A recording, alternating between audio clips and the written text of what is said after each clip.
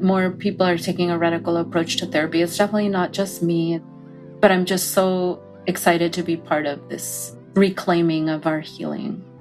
It is kind of like pulling back the curtain of how we've all been conditioned and really finding the real medicine that is like community, that is connecting to earth, connecting to ancestral wisdom, like honoring the elements, protecting others. From the UCLA Labor Center, this is Rework. I'm Saba Wahid. And I'm Vina Hampapur. I was so excited to hear that Claudia was bringing together social justice, mental health, healing. It's so needed.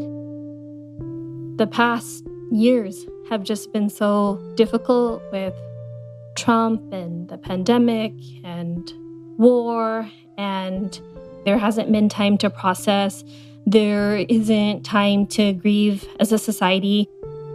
I think maybe in general, American culture looks away from that, but then also everyone is so busy and has so much to do, and we've just had to just keep pushing forward. Sometimes we're just running and working. We don't get to actually take care of ourselves that then allows us to turn around and take care of those around us. When I heard about what Claudia does, it made me start asking myself, how can we do social justice-oriented work? How can we exist in this world right now and be okay? We need to normalize talking about these things. When I think about what we're fighting for, I guess we are fighting for better workplaces, but we're also fighting for time. Having time with our communities, having time for ourselves, and you can run, but that's not going to help us do what we need to do. We have to figure out how we can sustain ourselves over the long term. In this episode, we speak with Claudia Morales, a therapist and mother of two who practices in the LA area. Claudia was born in the late 70s and grew up in Northern California. My mother's Colombian and my dad is from Canada. For the longest time, she told us that he was one of her students and they just hit it off. And then I found out later on that they actually met in a wanted ads in a newspaper, which is hilarious. It's like meeting online today. And it's very normal and there's no reason to hide it. When Claudia was growing up, she started to notice that people treated her mother differently from her father. A lot of times it was the white people, the white families, just kind of making a joke about selling drugs. Like no one ever questioned my dad, even though he was also an immigrant, but he's white. Claudia has fond memories of visiting Colombia during the summertime. Colombians are great at storytelling. There's even people who stand on corners telling and sharing stories. So definitely the sense of magical realism is very, very real there. They told us about this witch and a duende, which is sort of like a troll that lived on the land. But all of us cousins got so mortified that we all ended up getting injured that same night in different ways. And of course, my older cousins were confirming that it was the witch and the duende. So my cousins treated me like I was always welcome there, but they did not hesitate to also tease us for being, gringos. And in the United States, sometimes people would ask us where we're from, which is interesting to always be asked where you're from, no matter where you are. Claudia had a complicated relationship with her mom. I picked up on art from my mother. She was a professional artist. I do feel like it's such a strong foundation in how I see the world. She sculpted pre-Columbian sculptures. So for me, I also feel like I was raised by my ancestors, literally, because they were kind of always in our homes, in the yard. I always felt their presence, even though she would tell us to go to church and tell us all these Catholic beliefs. But I always felt like there was like a plan B for me through that. She's someone I admire very deeply because of her own rebellion of leaving Colombia, of leaving what was expected of her, But she also had a sternness and a rigidness. She would hit us, although it was considered very normal. So in the 70s and 80s and before, they were not respecting the humanity of the children or wanting them to be their own person, which in my understanding of more indigenous practices is not the way. Like in indigenous practices, everyone has a place, everyone can express their queerness or their gender expression. But my mom, she espoused a lot of like homophobia, some white supremacy tendencies as well, just by even putting my dad on a pedestal, putting whiteness on a pedestal. But again, like I feel like the culture always like helped me understand other ways. So on the records she would play, the cumbias, they would always talk about the beauty of Black culture, Black people. And so hearing the love of Blackness, the love of the African traditions, and even the African beats in the music nonstop was like a contrast. And it helped me understand, like, no, actually, this feels more right, Claudia attended Catholic school while growing up, and she went to church every week with her parents and her brother. But she realized at a pretty young age that this wouldn't be the place where she found community. I had a lot of big questions as a young person, even at 11. So I brought some of those questions to the confessional. His response was so gruff. A lot of the message from the pulpit was, we're sinning if we're not praying hard enough. And I just couldn't fathom a God being so petty that we'd be punished for how we're praying. Like, as a preschooler, my mouth was washed out with soap because I didn't close my eyes during prayer. So I think I always kind of carried this like doubt about the adults. Like, what are y'all doing? What the heck, But especially when I learned about the abuses, it just tore away my sense of faith altogether. Even though now I kind of reclaim some of the cultural aspects like candles and the rosary, in that it connects me in some ways to my ancestors. Now I really lean into the areas where I was taught to distrust. So my body, I was taught to distrust my thoughts. And so now as an adult, I really try to trust my body, trust my thoughts, and use them to benefit my life, like use them creatively, use them to lean into trust and compassion. The church deeply impacted her father in his childhood. He's come to a place of deep vulnerability where he's telling me about his childhood and how he was orphaned and how he was treated by the nuns, which was very abusive. But most of my childhood, he was as if he wasn't present. Like he was there, but emotionally checked out. And I would even go to the lengths of like dancing in front of the television to like try to get his attention, like, hey, I'm here. But one thing he did do with us that always gave us ease and happiness, it wasn't through dialogue, but he would take us on hikes. So we'd go to Mission Peak. If you're familiar with Fremont, there's Niles Canyon. They have their own ghost stories in Niles Canyon, which was a lot of fun as a teenager to explore. Getting out into nature gave Claudia a sense of connection and solace. I went through a lot of grief in my teen years. So a lot of people close to me died very tragically. It made me think, like, what is the point? I became very nihilist. So I started to really tune out of like school, and I would just leave and go to nature as much as possible. When Claudia would visit Colombia when she was growing up, she loved seeing people express themselves through dance. In her teen years, dancing also became a way for her to process her feelings. I would also escape to raves. It was like the underground scene in the 90s. So there was a lot of like warehouses. We'd go to like a donut shop to get a ticket, dancing all night, listening to the lyrics in the music that were about freedom and justice and unity and love was very useful. And just kind of breaking away what I grew up with. And even though I didn't know what I would replace it with yet, I think things just had to get shaken up in a way that I could assert some autonomy in my life. So high school was sort of a dud. I didn't graduate on time with my class, and out of rebellion, even when I got my diploma, I wore this like sparkly raver dress and jelly heels. I love this image of her wearing a sparkly raver dress and jelly heels to her graduation. He's my hero. Post jelly heels, Claudia and her brother ended up in Colombia. My mom didn't know what to do with me or my brother. We were just so lost in our lives. So she just sent us to Colombia, which I think was a great instinct. I actually hitchhiked all over Colombia with my cousin and my brother, and we got to learn even more stories about all kinds of people. A lot of those people that I met didn't have access to education, and I realized that I was sitting on some privilege.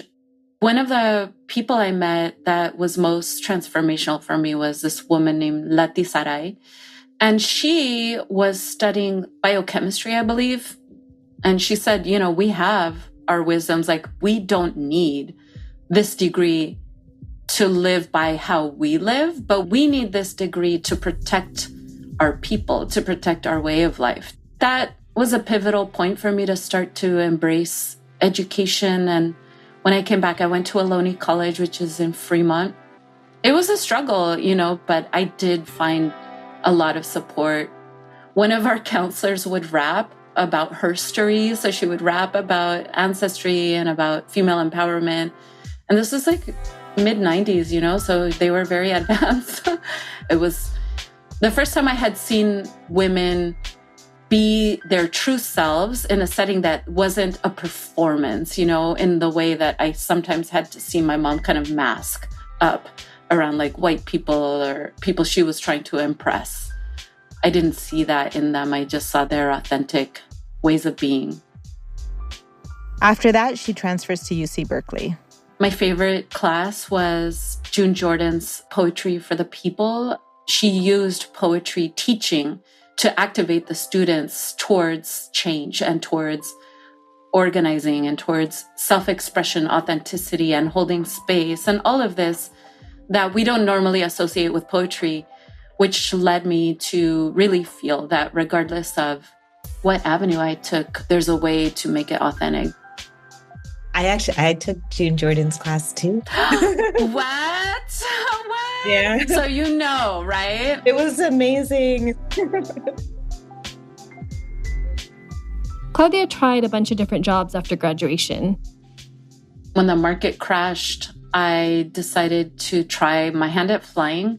I went to the interview with a little like scarf in my hair, you know, kind of dressed already like a flight attendant.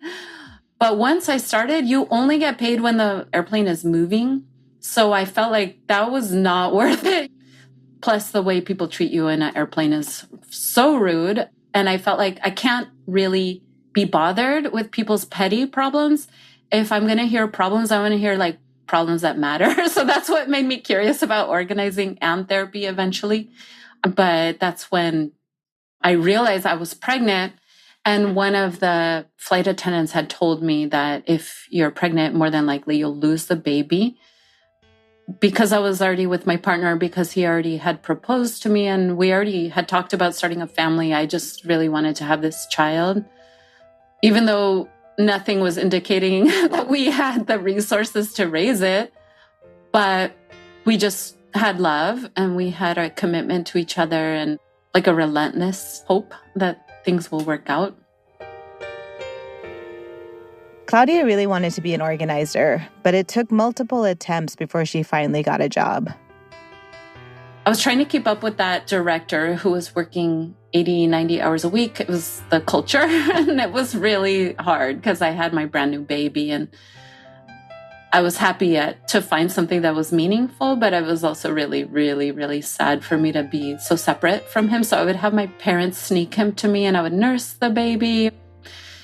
After having my second son, I realized like I probably need something that could sustain me better. But I also was finding that people would confide in me very deep, traumatic things. So that's what made me want to get my social work master's. After I already had my two babies, which was very, very hard. We were struggling financially and just really having a hard time. And we've lived in places with like black mold and mice. To be honest, Vina, I think because of our financial situation, it felt like I was in crisis for many years, just trying to like hang on. At least education would put me on a trajectory to more stability. Getting her master's in social work ended up being a really good fit for Claudia. My program was very good at challenging our privilege and helping us recognize it and also helping us use it effectively, like helping us like to not be an enabler of the status quo, to be more than willing to challenge that. I was thankful for my education and my experience in organizing to recognize when I have to stand up against what is being asked of me and kind of like to answer to a higher calling. Once I had children, it definitely made my moral compass more crisp and my life journey more crisp and clear. Like, what is my purpose? I have to try at least do whatever's in my power to make the world a better place in some sense. If not for myself, then definitely for them, you know, and looking at their faces, I think just was very inspiring. It also really helped me become a better parent because I only had my mom's like reactive nature, which she would like explode on us. And through that educational knowledge that I learned, it also helped me be able to show them boundaries, but without punishment. And then also a lot of more positive reinforcement when their behavior is good. Like ever since, it really changed the trajectory of my parenting. Claudia very much sees her work at this intersection of social justice and mental health. I feel like it can't be understated how important that is. It is tied to being more of a collectivist thinker because many of our problems in society are from oppression, colonization, and learning that the root cause of a lot of people suffering is very, very systemic and goes back hundreds of years through colonization. It made me really hunger for the answers, the solutions that are also ingrained in us, that are ancestral as well, that are our medicine. It made me see the parallels of my thirst for art and dancing and connecting through storytelling. That inner knowing that I have to connect with those aspects of my ancestry is what we all have.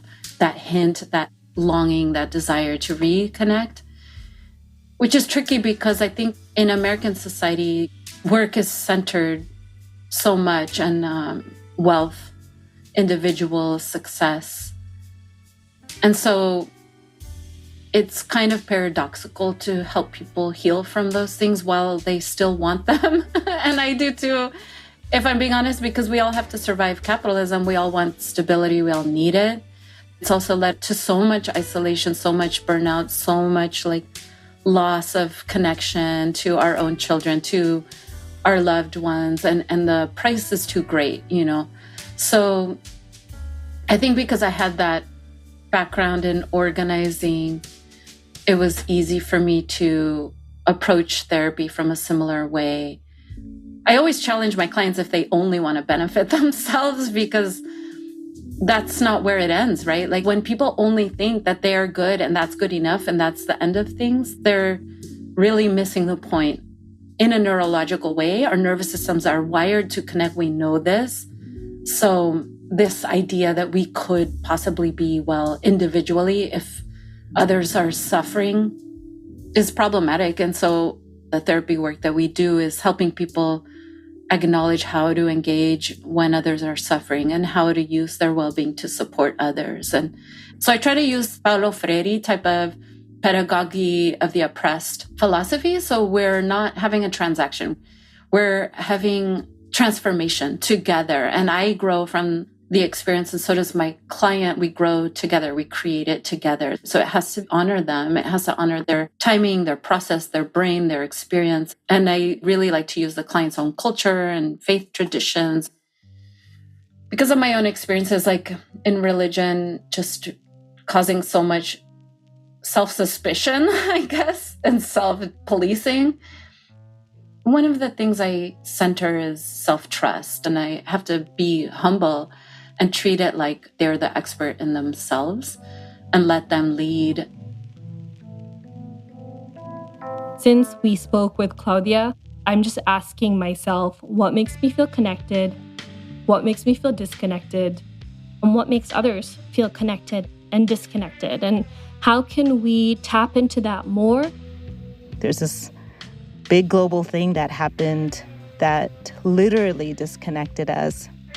And we're trying to make our ways back. But in this kind of new fold of the world, we know that it has to look different than it did before. In order to take care of ourselves, we have to also heal in community. And she recognizes that and brings that into her practice. Trump's election itself brought a lot of pain, and Shirla called me in to do a healing circle, and it was a really good approach, in my opinion. It was too hot to be indoors, so we went up on the roof and we were under the moon, and we had this circle, and it was just felt so perfect. Starting there, my desire for more and more and more community work has grown. I think one of the challenges of individual therapy is, although you can go deeper, sometimes it can feel a little isolating, and it can feel that you're having this experience by yourself. Whereas in community, if somebody speaks on their pain, you can automatically feel understood. Obviously, the pandemic was very isolating, very painful. And so now I'm seeing that people are needing community even more and more and more.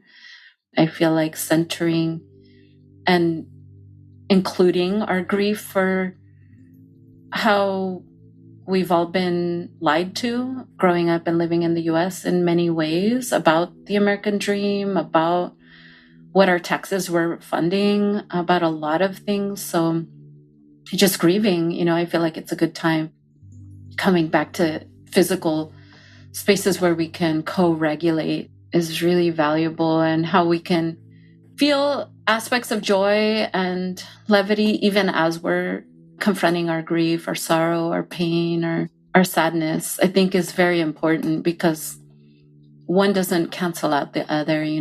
We need joy to survive and to imagine a better liberatory future. And we have to do that in community, because it's easy to fall into despair or paralysis or compartmentalizing, which causes just fragmentation and isolation and confusion that isn't beneficial to any of us.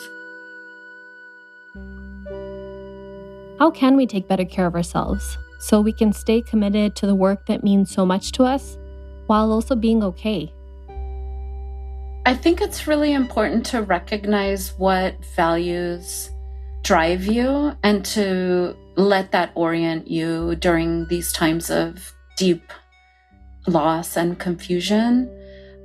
We've been conditioned to conform to things that might harm us, like ignoring our bodies, ignoring our physical needs, ignoring our emotional needs. Build in time for stillness, reflection, and your own creative practice just for you, because a lot of times you'll hear a lot of your wisdom through that practice by either processing pain or identifying what you're dreaming up and how you want to imagine a liberated future for yourself and your community. Honor your humanity as well, and just the fact that sometimes we make missteps, and that's part of being human. But knowing it's part of your discovery process of what works for you, what works for your community, what helps your relationships, what helps you be authentic. It takes a lot, it takes a lot to be okay, but to not hesitate to tend to all of these aspects of yourself. So how does Claudia follow her own advice?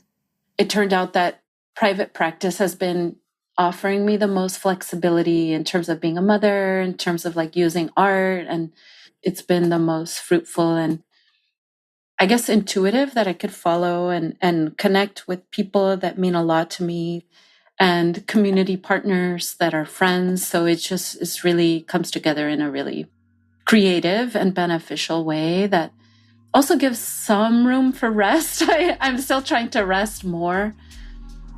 The work in community mental health had me away from my children for many years, which was really heartbreaking. But even though they're teenagers now, spending time with them has been really wonderful. Just picking them up and just instilling a sense of connection and love in whatever way I can. A practice that I began doing was sort of like collage in a journal. And coincidentally, a sweet, beautiful friend of mine integrated this aspect of like calling in what you hope for, what you long for, which is like such an important practice, because I think sometimes when we have a longing, like something like liberation or equality, it could almost be painful to long for such things because we see so much suffering in the world. So she kind of taught me to create pages based on what I want and long for, dream for, desire, as it relates to not only my own life, but just our collective consciousness. And I'm looking forward to deepening that practice even more and somehow doing like immersive installation healing work. That's how I'm picturing it. And that's what I'm dreaming up. If there's any collaborators out there, hit me up. I think there's a lot of different ways you can serve in this world. And I really just appreciated how Claudia really embodies her values in her work. Therapy in itself doesn't necessarily bring the things that she brings to it, but she made sure that her values, her politics, her spiritual guides, all of those things are a part of how she does that work. In many ways, as organizations, as individuals, as colleagues, as family members, having all of those things in our approach will only make us a stronger movement.